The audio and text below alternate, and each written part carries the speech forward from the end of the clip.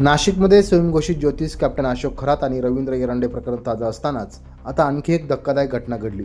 एका मल्टीनॅशनल खाजगी कंपनीत महिलांवर लैंगिक आणि मानसिक अत्याचार झाल्याची माहिती समोर आली आहे। या प्रकरणी मुंबई नाका पोलीस ठाण्यात 6 संशयितांविरोधात तब्बल 9 गुन्हे दाखल करण्यात आले आहेत।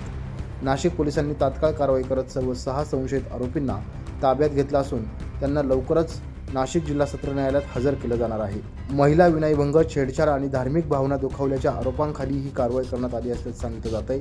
या गंभीर प्रकरणाचा सखोल तपास करण्यासाठी नाशिक शहर पोलीस आयुक्त संदीप कर्णिक यांच्या आदेशाने विशेष तपास पथक म्हणजेच SIT स्थापन करण्यात आली आहे। दरम्यान या प्रकरणाशी संबंधित कोणतीही माहिती किंवा तक्रार असल्यास नागरिकांनी पुढे येऊन पोलिसांशी संपर्क साधावा असे आवाहन सहाय्यक पोलीस आयुक्त संदीप मिटके यांनी केलं आहे।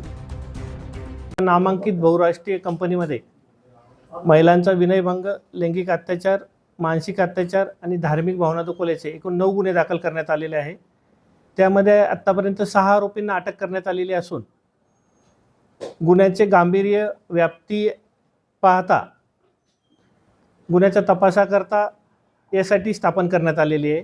माननीय पोलीस आयुक्त श्री संदीप कर्णिक सर यांच्या आदेशान्वये SIT स्थापन करण्यात आलेली असून पुढील तपास SIT करत आहे।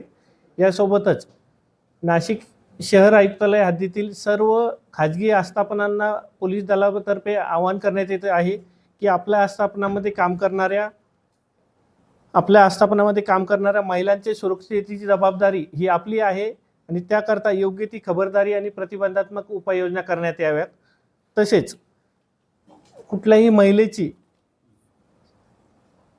तक्रार असल्यास ते CP WhatsApp नंबर 9923323311 यावरती संदेश पाठवू शकतास किंवा कंट्रोल रूमचा डायल 112 वरती आपण संपर्क साधू शकता। तक्रारदार महिला, संस्था तसेच अन्य व्यक्ती यांची ओळख गोपनीय ठेवण्यात येईल।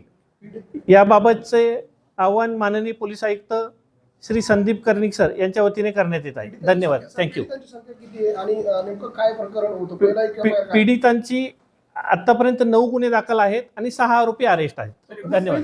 बोंदुगिरीच्या प्रकरणानंतर आता या नव्या अत्याचार प्रकरणामुळे नाशिक शहरात विविध चर्चांना उधाण आलं असून नागरिकांमध्ये संतापाची भावना व्यक्त केली जात आहे। सध्या या संपूर्ण घटनेचा तपास नाशिक पोलीस करत आहे।